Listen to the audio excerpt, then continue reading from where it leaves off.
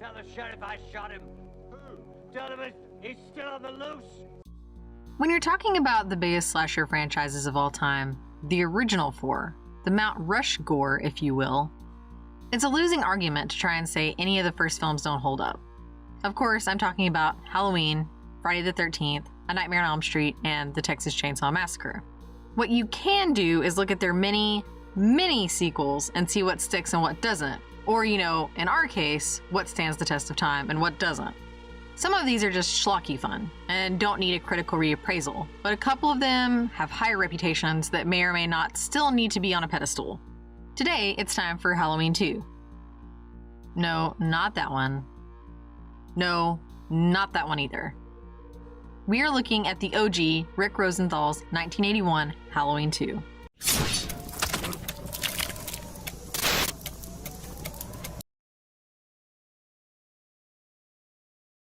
Halloween 2 is the first of many sequels to be one of the progenitors of the slasher franchise, or at least as we know it. There were a few things before, most notably Black Christmas, but Halloween is what many of the copycats tried to style themselves after, and the film itself has a total of 12 movies in its series. With Halloween being such a mega success, it is one of the most successful independent films of all time, a sequel in high demand.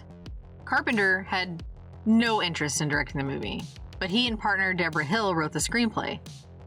Deborah Hill was also asked to direct, but didn't want to be seen as just a Carpenter protege, particularly doing another Halloween movie, so they went to eventual Halloween 3 and It miniseries director Tommy Lee Wallace, who also declined. In stepped Rick Rosenthal, who had only done a few TV episodes and a short film called The Toyer. Rosenthal would go on to direct movies like Bad Boys, the Sean Penn one, and American Dreamer, as well as a ton of TV series like Smallville and Veronica Mars.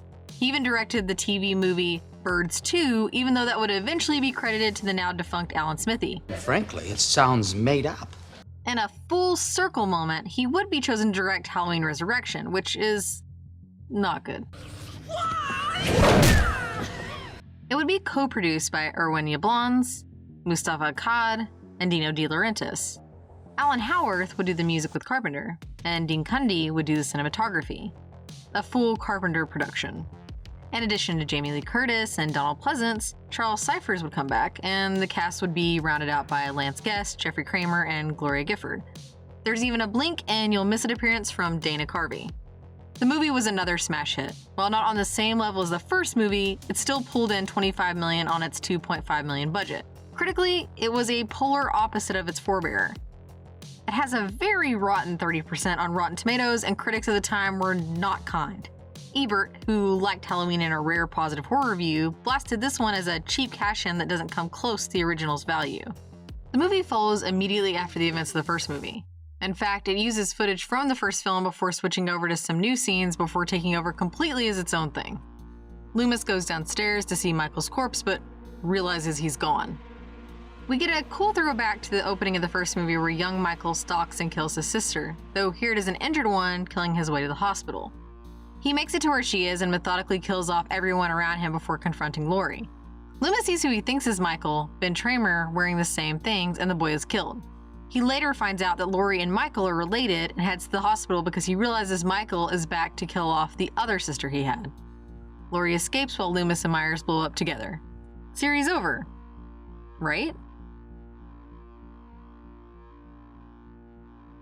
Watching this movie, it doesn't have a ton of things that are super dated or make you think, well, we couldn't do that anymore.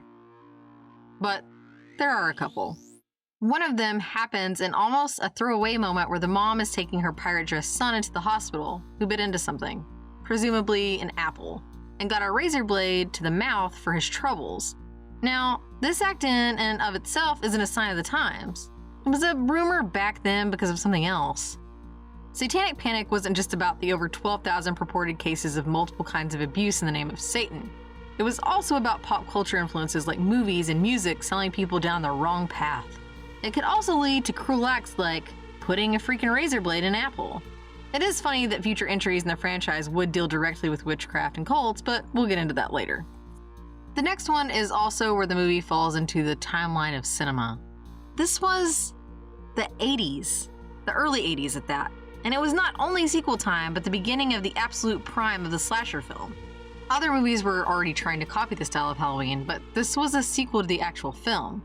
This meant it had to go past the relatively subdued violence and lower body count of the first one.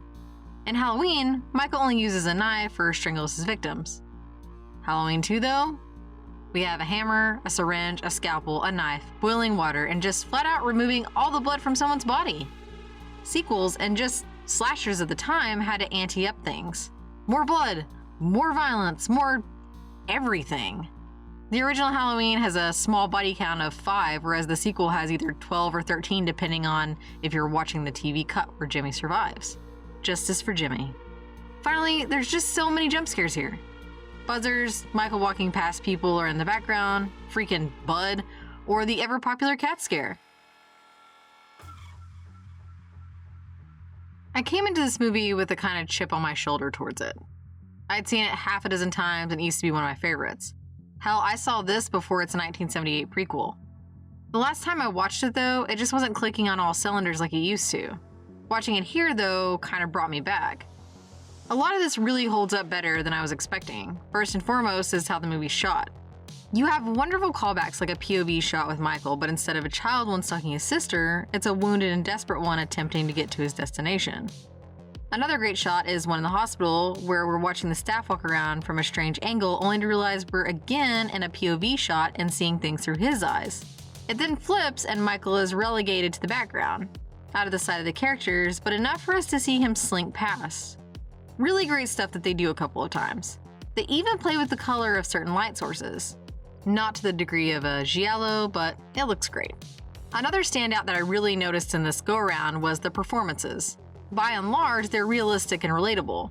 All the characters are likable people, well, except for Bud with the 2 Ds. The second D stands for exactly what you think it's for, but at least he's a charismatic dick and that's fun to watch. All the nurses have charm and warmth. Loomis is a bit unhinged, but is on an all-consuming mission to stop Michael. Laurie is doped up for most of the runtime, but feels at times more like a teenage girl in this one.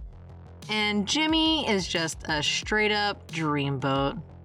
He's a kind of good-looking, responsible guy who takes charge when he needs to, and it really sucks when you think he dies. I always pretended that he had just passed out, but with the TV ending, we have a definitive source to hold on to. Donald Pleasance can chew the scenery with the best of them, and while he's good as ever here, Charles Cyphers is the best adult actor here. At some point, he's tired of Loomis's crap and his pain and anger when he finds out about his Annie, and it's heart-wrenching. Then there are just a collection of cool moments that hold up. Whether due to Carpenter and Hill's writing or Rosenthal's direction, there's a handful of things that stick with you after. It took me until this watch to realize that the lighter Loomis uses to blow them up is the one given to him by the cop outside the Myers house when they are having a smoke. Another one is the chase at the hospital and parking lot. For my money, Michael has never been more menacing than he is here and almost catches her. The house is a smaller footprint in terms of raw space, but with Laurie being drugged and nobody else being around, it feels much more claustrophobic and frightening. The last thing is the finality of its ending. Sure, the fire suit that the stunt guy wears when he comes out in flames is a very chunky boy outfit, but it's terrifying and cool that Michael comes for Laurie until the very end. There are a handful of nitpick things I have with the movie, like the kills being mostly bloodless, or that Laurie is miraculously able to shoot his eyes out one at a time with exactly 1 bullet each at the end, but those aren't deal breakers. Even the mask looking kinda dumb and derpy has an explanation, as Nick Castle constantly had it wadded up in the back pocket between scenes of the first movie, and Deborah Hill just left it in her bed to warp and collect dust between the shooting of the first 2 films. The stuff that really lets the movie down were things that made the first one so special. The music here just falls flat. No pun intended. If you get the wrong note, we'll all be flat. This is perplexing, as Carpenter again did the music, and even partnered with Alan Howarth, who would help him with many scores later on in his career. It finally gets good at the end, but that's not enough to save the first 2/3 of the film's music. While over-the-top Loomis gets his beginnings here, which is a love it or hate it type of thing, the really bad parts of Halloween 2 are when the writing gets a little lazy or adds things with far-reaching consequences. The fact that there is a hidden file that somehow Loomis, who had made Michael his life's obsession, didn't know about is supremely dumb. Carpenter himself says that it took a lot of late nights and drinking to get the script completed, but he also went against his main concept of the first movie. Michael has no rhyme or reason for killing the victims in the first Halloween, but here, Laurie is his long-lost sister. This, combined with the supernatural elements of Michael, which would be taken to the furthest extremes in the most recent trilogy, are a very double-edged sword. Yes, we got more Halloween movies, but at what cost? Thorn cults, family members, and other convoluted story beats are littered throughout the rest of the series and try their damnedest to screw up otherwise fun flicks. If you love it, these aren't problems, but if these things bother you, well, thank Halloween 2 for the invention. While there are some problems here, they're hardly unforgivable. Halloween 2 could have ended with a nice little duology with Halloween and then give us an anthology format with the flawed but brilliant Halloween 3.